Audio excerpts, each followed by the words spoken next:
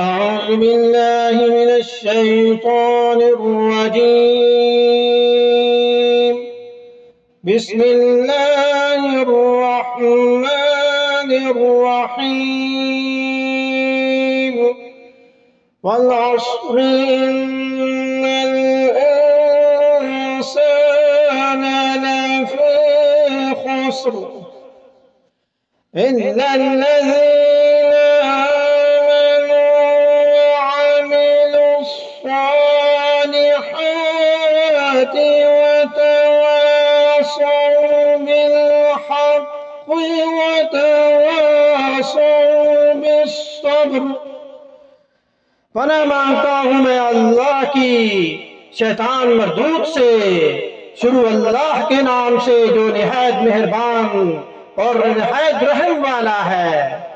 قسم ہے زمانے کی کہ انسان در حقیقت بڑے خسارے میں ہے، سوائے ان لوگوں کے جو ایمان لائے اور نیک عمل کریں اور ایک دوسرے کو حق بات کی نصیحت کریں اور ایک دوسرے کو صبر کی نصیحت کریں۔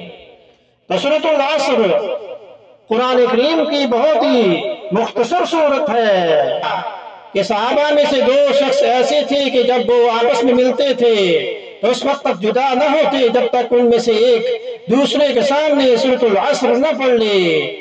اور امام شافعی رحمۃ اللہ علیہ نے فرمایا کہ اگر لوگ اس سورت کو غور و تدبر کے ساتھ پڑھ لیں تو دین و دنیا کے لیے کافی ہو جائے، دین و دنیا درست ہو جائے۔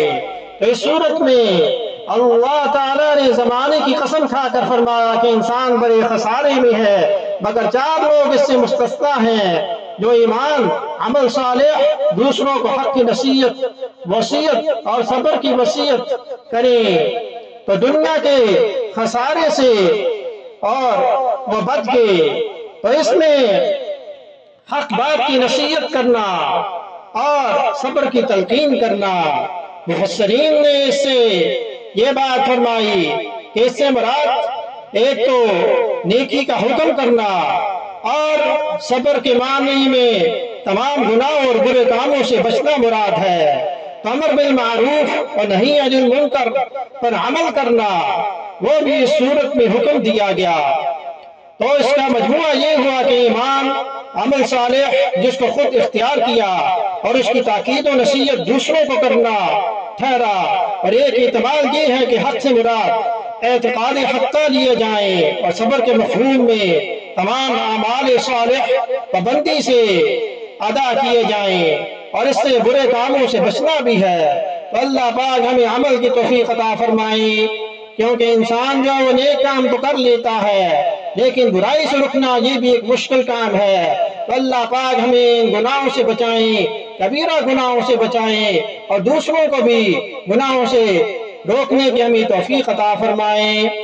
آمنت باللہ